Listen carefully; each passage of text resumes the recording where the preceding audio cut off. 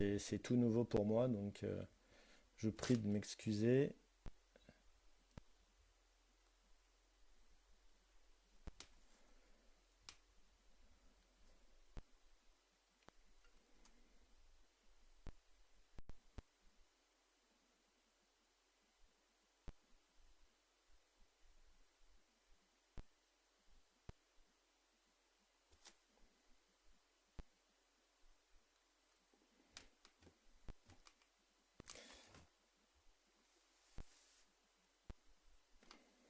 Bonjour. J'attends que Ralia puisse se connecter avec son compte. Elle va le faire. Ah, Ralia vient d'arriver. C'est parfait. J'espère qu'on va pouvoir. Ok.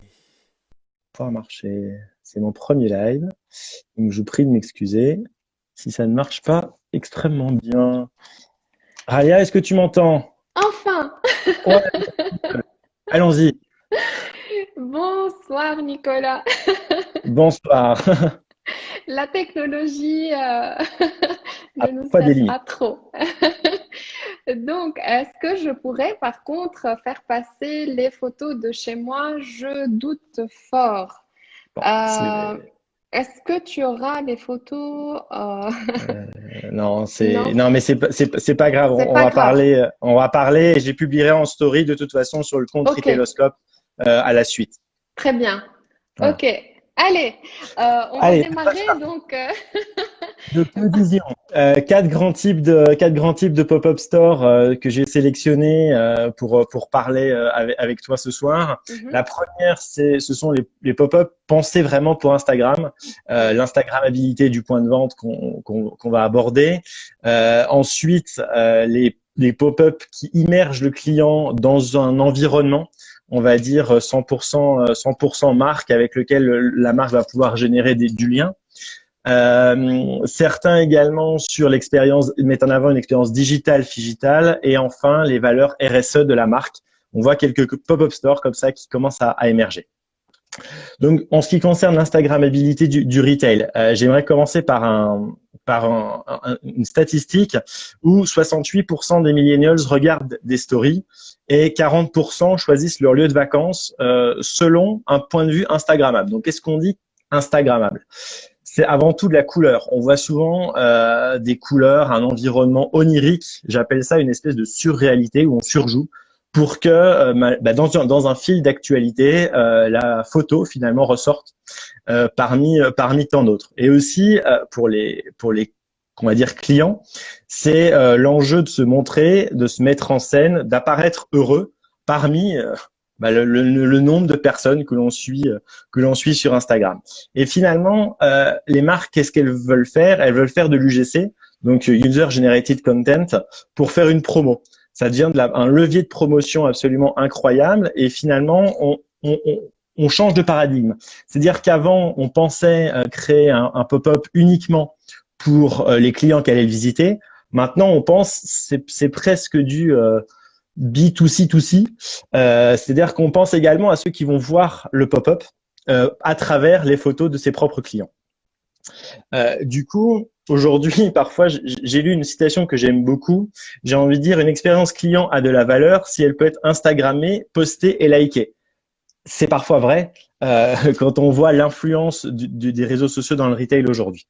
c'est vrai. Maintenant, c'est un vrai risque pour moi, c'est d'oublier le côté marchand du pop-up. Donc, si on vise uniquement quelque chose de com, en fait, voilà, un pop-up store de com, peu importe le produit qu'on va mettre, l'idée étant de parler de la marque.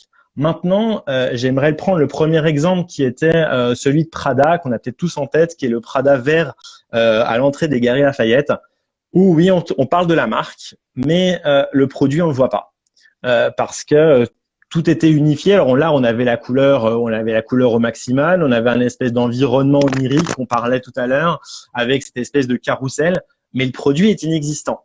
Et finalement, Prada a refait un autre pop-up au printemps Haussmann cette fois, a toujours joué sur une couleur rose assez flashy, mais cette fois on voyait les produits. Donc je pense qu'ils avaient trouvé quand même cette fois le bon mix entre le côté Instagrammable, mais quand même le côté point de vente qui est lié à un pop-up store. Je parle aussi sur Retailoscope du point de vente Tupperware. Tupperware, donc on connaît bien la marque, qui avait un public assez vieillissant, s'est dit on peut répondre avec nos produits à la préoccupation des gens et des nouvelles tendances de consommation. Du coup, pour attirer les millennials notamment, on va dépoussiérer notre image et faire un pop-up Instagrammable, ce qui a généré en fait énormément de visites à New York et en fait la marque en profite pour montrer que par rapport aux défis alimentaires de réduire la perte et la consommation de déchets, réduire l'utilisation de plastique également, Tupperware peut répondre parfaitement à ce type de demande des millennials aujourd'hui. Et enfin, je prendrai l'hôtel Di Cézanne, qui est un pop-up qui est sur ses derniers jours, on va dire, au Bon Marché à Paris. Et là, c'est assez intéressant parce que finalement, ils ont joué pour une marque digitale native, ils ont joué la carte du classicisme avec effectivement du salon, une mise en scène, on va dire, très très intéressante sur ce qui est instagrammable parce que là clairement on peut faire plein de photos. En revanche, aucun point de vue digital et c'est assez surprenant, on va dire, de la part de la marque, mais en tout cas sur le côté instagrammable du point de vente, il était vraiment assez évident.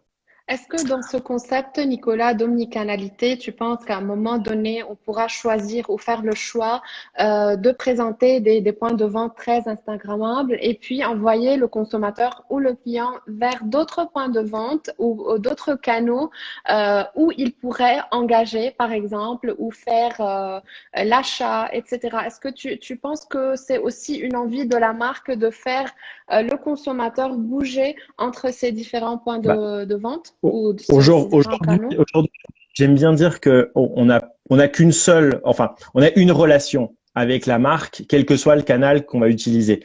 C'est un peu ce que j'appelle du one retail, c'est-à-dire qu'avant, on a même dépassé finalement la logique omnicanal, et quel que soit le canal, que ça soit du direct, de l'indirect, on a une relation avec notre marque. Et du coup, le pop-up doit être une porte d'entrée sur cette marque. Donc oui, bien entendu, elle doit renvoyer sur l'univers entier de la marque. Tupperware l'a fait très bien avec la possibilité de commander des produits en ligne. Et même si, évidemment, l'objectif n'est pas forcément de vendre et n'a pas un objectif de chiffre d'affaires sur un pop-up tel qu'il est décrit, il faut que la marque puisse engager, en tout cas, le tunnel d'achat des clients derrière. Ça, c'est évident. Oui. Cézanne ne l'a presque pas fait finalement, parce que à part ce qui était présent en stock et on connaît la rareté que souhaite la marque, il était même difficile d'avoir un accès sur le site web depuis et bénéficier du conseil client, qui est à l'avantage du retail physique quand même. D'accord. On avait un petit commentaire de la part de Élise ou Elisa. Est-ce que le but n'était pas de générer de l'awareness plutôt que la conversion dans le cadre de l'exemple de Prada? Alors, si. Là, pour le coup, c'est évident que c'était de l'awareness avant tout, mais on reste dans un magasin et on reste dans un magasin physique. Oui. Moi, voilà, on est aux Galeries Lafayette, qui passe devant tous les jours. Donc, il faut qu'il y ait quand même une certaine forme de transfert vers du chiffre d'affaires réel et concret. Sinon, on est sur une logique complètement de communication, et c'est le cas de certains pop-up, mais qui ne se trouvent pas en grand magasin.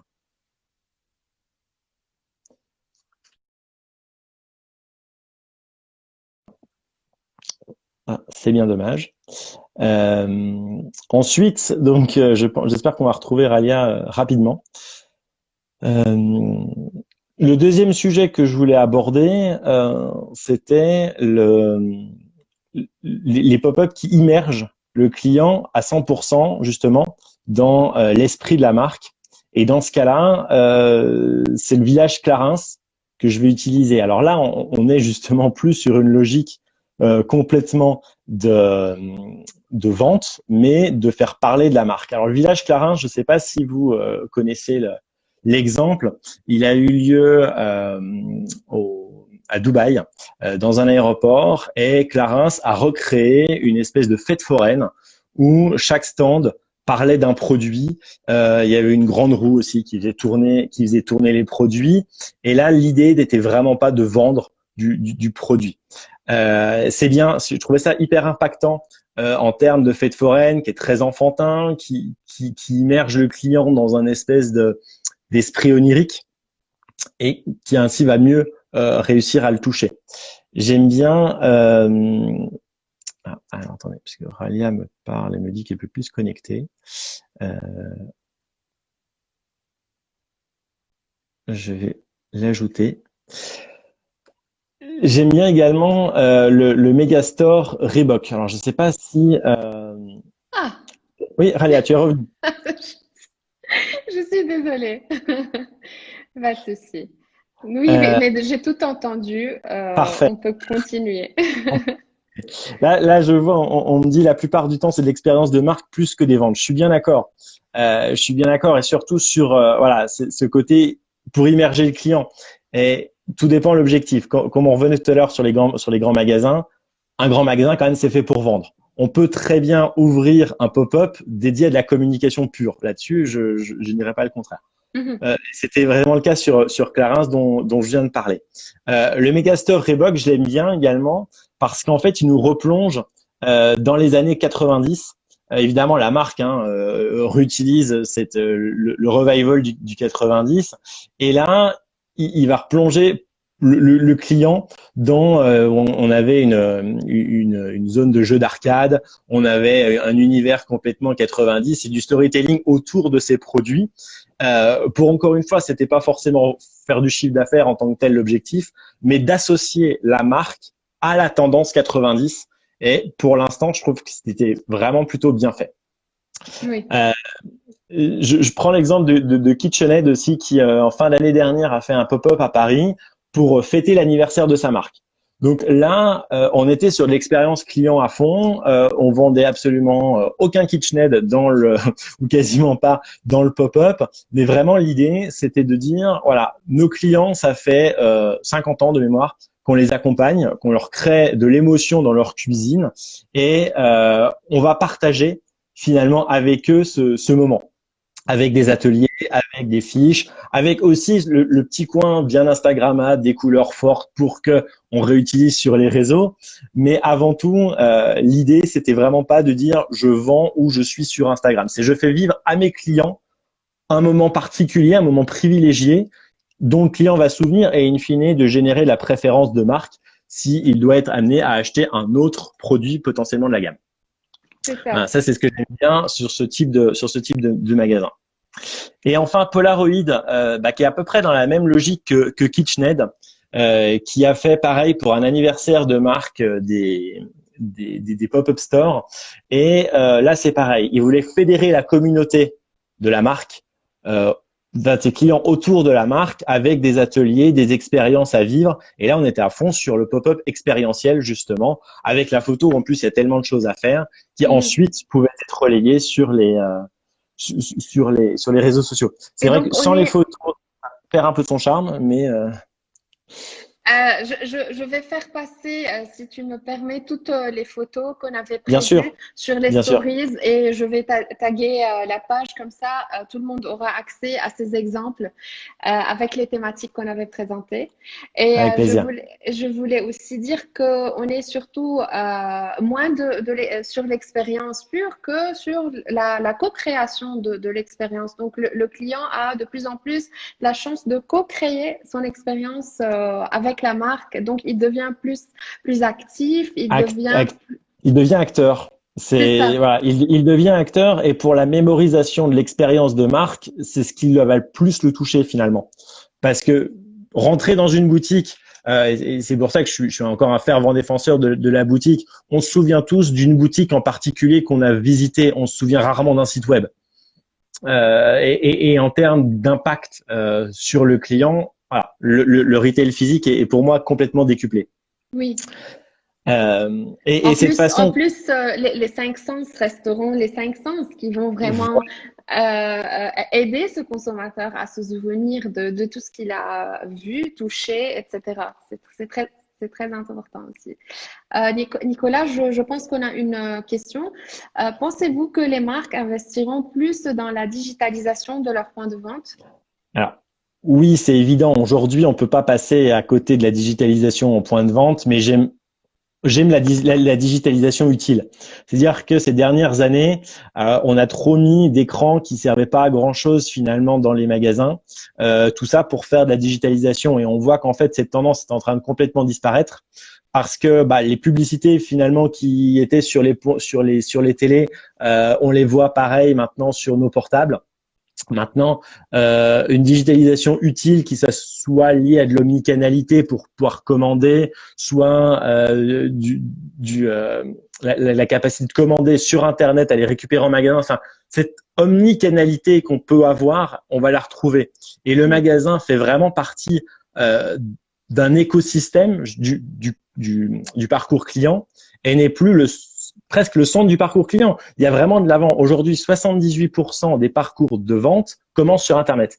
Du coup, on peut plus passer en fait de ce lien digital entre les clients et les marques. Un exemple que je trouve vraiment pertinent, c'est le Lancôme sur les champs. Alors, c'est pas un pop-up store, mais j'ai été bluffé par l'utilisation de la digitalisation dans ce magasin parce que, par exemple, ils ont un scanner de peau pour aider le client à déterminer la bonne teinte de fond de teint. C'est génial parce que voilà, au moins la cliente repart avec exactement la bonne teinte et aussi capable de faire son fond de teint sur mesure. Donc il y a une aide en fait. Cette digitalisation, elle permet aussi un robot qui grave. À la limite, la gravure, c'est pas extrêmement nouveau, mais en tout cas qu'on programme, qu'on grave, machin, c'est assez nouveau. Ça, c'est utile. En tout cas, vraiment, j'ai été bluffé par l'histoire du fond de teint avec le scanner de peau. Et ça, c'est amené à se développer, évidemment. D'accord, merci. On peut, si tu veux, continuer avec le thème numéro 3 qui, d'ailleurs, vient continuer un tout petit peu cette idée sur les concepts hybrides et comment ces concepts mettent en avant une expérience client alternée entre le digital et le physique. Alors, pour rester dans la beauté, j'avais sélectionné comme exemple le Olfaplet de Guerlain qui avait été dévoilé au Bon Marché il y a quelques temps. Alors, là, c'était un peu du balbutiement, j'ai envie de dire, de la voix aussi, parce que ça fait quasiment 1 an et demi que ça avait été fait. En quelques questions, la machine permet de proposer au client quelques fragrances qu'il va après sélectionner en magasin. Bon. Ça, c'est pas mal dans la façon dont on peut présélectionner, j'ai envie de dire, et apporter une expérience complémentaire avant la visite. Parce qu'en point de vente, c'est quand même, surtout dans la parfumerie, c'est avant tout au conseiller de vente d'aider le client à trouver le parfum qui lui conviendra. En revanche, la sélection des parfums avant, c'est intéressant. Et moi, ce que j'ai bien aussi chez Guerlain, alors qui n'est pas un pop-up, mais j'ai testé leur expérience qu'ils mettent en magasin, où justement, j'ai oublié le nom, mais c'est disponible sur les Champs-Élysées, où vous répondez avec une conseillère de vente à 5-6 questions, et sur lequel après ils vont vous proposer les meilleurs parfums qui correspondent à vos besoins en fait. Et ça c'est vraiment bien fait parce que ça prend aussi ça calcule, on vous met un casque sur la tête, ça vous calcule vos réactions et c'est basé à la fois sur du neurosciences et à la fois sur une réaction, une réponse à une question. Je trouvais ça hyper intéressant. Et là le digital peut apporter des choses parce qu'il va augmenter, alors même si j'aime pas le vendeur augmenté parce que j'ai horreur de cette expression, mais en tout cas ça va augmenter la capacité du vendeur à conseiller le client et enrichir du coup le parcours client in-store. Oui, et de présenter vraiment un produit qui est très hautement personnalisé, je pense. Tout à fait. Ouais. Tout à fait. Ouais. Le deuxième exemple que j'ai voulu sélectionner, c'est Porsche. Porsche a ouvert récemment, il y a même pas un mois, Naum dans un centre commercial en Allemagne. Bon, c'est assez intéressant parce que qui pensait vendre des Porsche il y a encore 10 ans dans un centre commercial? À peu près personne. Sauf que c'est la deuxième expérience de la marque. Un est en Asie, l'autre est en Europe. Et grâce à la digitalisation, on peut construire sa Porsche sur mesure. Sauf que ce qui est intéressant, c'est qu'il y a une seule marque, il y a une seule voiture, pardon, dans le point de vente. Et après, les lunettes 3D, la capacité à visualiser aujourd'hui de manière assez forte ce qui est possible avec le digital et personnaliser chaque détail de la voiture, c'est aussi possible de le faire. Mhm. On le voit aussi, ce qui est intéressant, c'est que ça permet de capter une autre clientèle. Ça permet de capter une clientèle plus jeune qui n'oserait peut-être pas aller dans un centre Porsche, Mhm. en sachant que tout le monde ne peut malheureusement pas s'acheter une Porsche, mais en tout cas, ça permet de capter certains types de clientèle et de les amener, on va dire, en douceur, j'ai envie de dire, peut-être un peu plus en douceur qu'une concession qui va être parfois impressionnante pour certains clients. Oui, oui. Voilà. Et Et enfin, préparer ses futurs clients à tout à être, fait, ouais. tout à fait, parce que là, c'est vrai que voilà, une fois on est reparti avec sa Porsche personnalisée, en tout cas en 3D, le taux de conversion va peut-être malheureusement pas être très important, mais en tout cas, on aura touché aussi facilement certains cibles de clientèle. Ça, c'est sûr. Oui. Enfin, j'ai bien aimé la collaboration entre Instagram et les Galeries Lafayette qui a eu lieu au début de l'année 2020.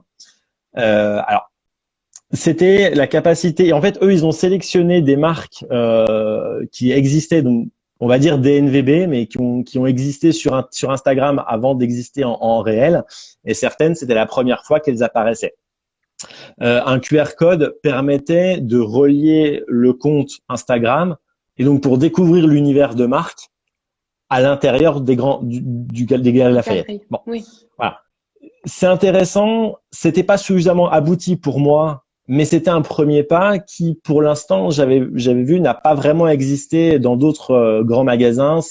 De mémoire, c'est Selfridge qui a fait à peu près la même chose, une collaboration avec Instagram.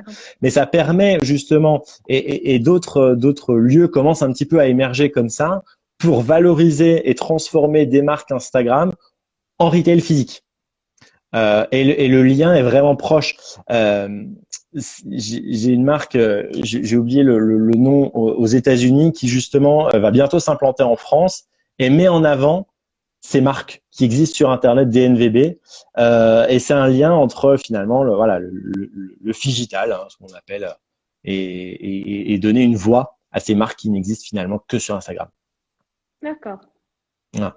C'est aussi évidemment, et c'est pour ça que pas mal de marques tentent l'expérience physique, une capacité de mieux toucher le consommateur. Voilà, le client pouvait toucher le produit, l'apprécier à sa juste valeur. Bon, ça c'est un point assez classique, j'ai envie de dire, des marques e-commerce, mais en tout cas, ça donnait la visibilité à des petites marques qui ne peuvent pas se permettre d'ouvrir même un pop-up store à leur nom. Oui, oui, c'est vrai. Et s'associer à d'autres aussi donne plus de force à la marque et lui Exactement, permet de mettre le pied, en fait, de s'initier dans ce monde physique, le retail. tout à fait. Et enfin, on avait pensé à parler un tout petit peu des marques qui mettent en valeur leur responsabilité sociale à travers la communication ou à travers un pop-up store qui, lui, devient un moyen de communication. Oui, exactement. Alors, j'en ai choisi deux. J'avais choisi H&M Conscious et Onewear de Patagonia. H&M Conscious, c'est intéressant parce que alors le pop-up est un petit peu vieux, mais j'ai quand même choisi parce que je le trouvais extrêmement bien fait. Il a voulu lancer la démarche de H&M qui est vraiment connu pour être bon, pas forcément le leader en termes de respect environnemental. Mais en tout cas, il y avait la démarche qui était vraiment bien expliquée aux clients. C'est un pop-up qui a permis de mettre en place la démarche qui après a abouti à des collections.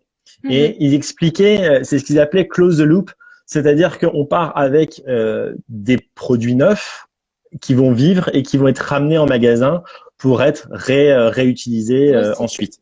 Oui. Exactement, recyclé et potentiellement réutilisé. Et de la part d'H&M qui voulait aujourd'hui se lancer dans une démarche, parce que le pop-up a 3 ou 4 ans, hein, donc c'est quand même, ça commence un petit peu à dater. Il était impactant en termes d'expérience client également, parce que le client pouvait voir et avoir des preuves concrètes de l'engagement de H&M sur ce territoire. Voilà. Donc là, encore une fois, c'est de la communication. On n'est pas du tout dans l'idée de vendre un produit. C'est parfaitement de l'awareness, comme disait Elise tout à l'heure, mais ça permet d'ancrer, je pense, au sein des personnes qui ont visité le pop-up ou qui vont entendre parler du pop-up, l'action de la marque. Oui. Dans un but, j'ai envie de dire aussi, qui n'est pas forcément matériel. Voilà, c'est forcément Aussi, la capacité. Aussi, je pense qu'une marque comme H&M veut bien, à travers ses collaborations, ce type de collection qui est conscious, de se focaliser sur l'attention qu'ils sont en train de faire sur la qualité de leur collection et de laisser les gens attaquer moins la marque et de dire que oui, elle fait un Tout à fait. effort. Et Tout ça, à c'est fait. très important parce que la marque Conscious, la ligne en fait Ouais, ouais. Conscious, existe depuis un bon moment, au moins, je pense, 7-8 ans. Alors, peut-être. Alors là, j'ai pas la date en tête, mais en tout cas, le pop-up qui avait été fait était vraiment, voilà, il y a environ 3 ans. D'accord. Voilà. Et puis Et avec Patagonia, c'était Patagonia, alors là, c'est encore un autre, une autre histoire. Patagonia, on connaît tous leur investissement dans la préservation des écosystèmes, et d'ailleurs, ça fait vraiment partie d'un des axes forts de la marque. Et là, avec OneWear, en fait, ils passent dans des stations de ski ou dans des lieux où, en tout cas, les vêtements Patagonia sont beaucoup utilisés pour les réparer. En fait, eux-mêmes, la marque met en avant la durabilité de ces produits, la capacité de les réparer et ne pas acheter un nouveau produit. Et ça, c'est parfaitement dans l'ADN de marque, hein, parce que là, encore une fois, c'est un pop-up qui est gratuit pour les utilisateurs, qui permet d'étendre la durée de vie d'un produit, donc qui serait même limite contre-productif pour pour la un marque. utilisateur. C'est ça. En revanche, c'est un levier de communication absolument formidable parce que il va toucher des publics qui vont beaucoup utiliser ce type de produit. C'est également une capacité de donner des preuves, à leurs clients que la marque agit vraiment pour préserver la durabilité des produits. Donc voilà, c'est cette capacité de faire d'un pop-up une arme, enfin j'ai envie de dire même pas forcément forcément une arme, mais on va dire un fer de lance de ma volonté d'être RSE, de préserver la planète et de préserver l'environnement. Oui, et en fait, cette action permet à la marque aussi, à travers ce pop-up store, de venir confirmer les valeurs qui sont communiquées et de Parfaitement. dire aux consommateurs que oui, c'est la vérité parce que on a vu plusieurs exemples de marques qui pourraient prétendre un propos et de ne pas le tenir. Ce que j'aime bien aussi, c'est que là, ils ont utilisé les derniers pop-up pour mettre en avant des collections qui étaient refaites grâce à certains produits Patagonia. Oui. En fait, ils réutilisent. Le C'est même pas upcycling. du recyclage. Alors oui, on va dire que c'est upcycling de certains produits Patagonia. Et donc là, on acte une deuxième fois l'engagement de la marque pour étendre le durée de vie des produits. Oui. Et donc, on a vu 4 types ou 4 thèmes qu'on va faire passer dans les stories directement après le live. Et on va continuer avec l'idée vraiment qui touche aujourd'hui le retail. Quel est le futur du retail ou bien les pop-up stores ou bien n'importe quel type de point de vente après la crise qui a touché le retail, le Covid-19? Alors, comme je le disais tout à l'heure, moi je suis un fervent défenseur du magasin physique et de l'expérience in-store. Comme je l'ai expliqué récemment, pour moi il va y avoir plus en plus 2 types de retail. Il va y avoir le retail d'efficacité et le retail de plaisir. Le retail d'efficacité, je sais quel produit j'ai besoin, je sais comment je vais l'avoir, ça sera le e-commerce. Mhm. Bon, voilà, j'ai un produit, j'en ai besoin d'ici 2 jours, je vais l'avoir. C'est efficace, c'est émotionnel zéro. Et après, c'est j'ai besoin d'être conseillé, j'ai envie de me faire plaisir et de vivre un moment particulier avec une marque ou avec plusieurs marques d'ailleurs, parce que si je suis en recherche d'un vêtement, d'un certain type de vêtement, c'est peut-être celui qui va être capable de me vendre ou de me proposer la meilleure expérience client qui va réussir à me faire acheter. Mais c'est aussi pour ça que le commerce physique va finalement être une voie de salut. Enfin, c'est une des rares voies de salut du retail physique avant d'être complètement mangé par le e-commerce. Et jusqu'à présent, on disait que le retail physique pouvait soutenir l'activité e-commerce. Euh, j'ai envie de dire que maintenant, peut-être le e-commerce va soutenir le retail physique en termes Mhm. de part de marché. Quand on voit évidemment, une certaine partie des clients qui sont basculés e-commerce vont forcément revenir plus ou moins en retail physique, mais quand on a goûté à une certaine facilité, une simplicité, difficile parfois d'y revenir. En revanche, un gros tournant pour les marques, ça sera d'unifier et de vraiment, enfin, s'il vous plaît, unir les parcours clients, parce que on m'entend redire aujourd'hui, ah non, c'est votre compte client Internet, vous n'êtes pas le même compte client qu'en magasin, c'est plus possible. Oui, Euh, oui. Ça, je l'ai entendu encore la semaine dernière dans une très grande enseigne. Euh, Aujourd'hui, le client, il le comprend plus. Parce que Oui. le client, encore une fois, il a une seule relation avec sa marque, quel que soit le canal. Il faut dépasser finalement la logique de canal. Oui, oui. Et on est Et, dans des expériences sans faille, des seamless experiences, on dit, tout à fait. entre les différents canaux. Et, et pour en revenir au autre sujet du pop-up, je vais dire que pour moi, le pop-up, il va continuer à vivre et il a pour moi une belle, encore un bel avenir parce que c'est justement une façon assez simple de pouvoir proposer une expérience différenciante à ses clients sans forcément investir énormément. Parce Mhm. que toutes ces transformations du retail, évidemment, coûtent très cher. Aujourd'hui, les retailers sont quand même assez mal en point dans leur globalité. Hein. Suite à cette crise, on voit malheureusement des enseignes qui en subissent les effets quasiment tous les jours. Et ces pop-ups, ce sont quelques parfois dizaines de milliers d'euros, même pas, et qui ont une portée assez grande pour les marques. Mhm. Mhm.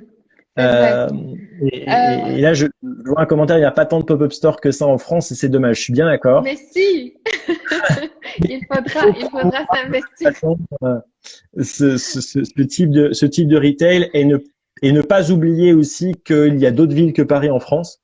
Et ça, je milite aussi pour que des marques puissent ouvrir des pop-up intéressants dans d'autres grandes villes, en tout cas voilà, de Oui. province, parce que ça peut permettre de toucher d'autres types de clientèle. Et en plus, c'est forcément moins cher qu'à Paris, donc profitons-en.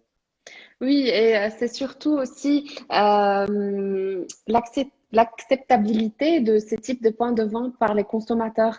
Parce que il me semble, après avoir fait plusieurs entretiens et plusieurs recherches avec les consommateurs, qu'il y a une différence entre les points de vue des consommateurs qui sont dans les petites villes et versus les clients qui sont en grande ville.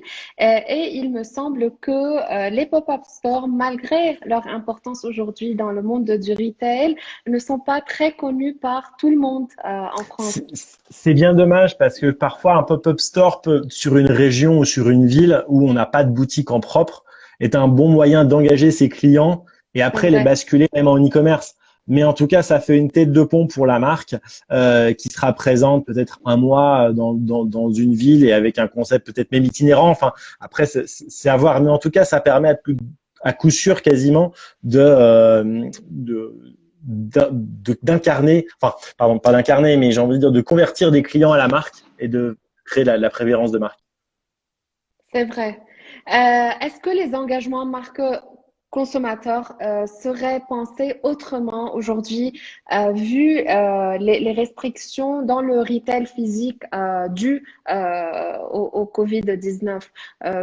On est surtout sur, par exemple, des contraintes de distanciation, d'aller, par exemple, mettre le masque, ne pas rentrer avec plusieurs personnes. Donc, qu'est-ce que ces nouvelles conditions vont engendrer en termes de retail?